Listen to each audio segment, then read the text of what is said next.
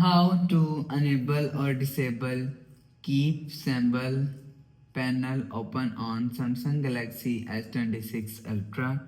So let's start the video. First of all, go to app library. Now here, so click on settings app. Now in setting, scroll down and click on general management.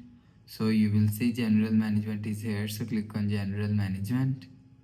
Now here, scroll down and click on Samsung keyboard settings. Now here, scroll down and click on swipe, touch and feedback. So after click on swipe, touch and feedback, so click on, you will see keep symbol panel open is here. So if you want to disable keep symbol panel open, so turn on this button, you will see keep symbol panel open is disabled. So if you want to enable keep symbol panel open, so turn on this button, you will see keep symbol panel open is enabled. So you will enable or disable keep symbol panel from here.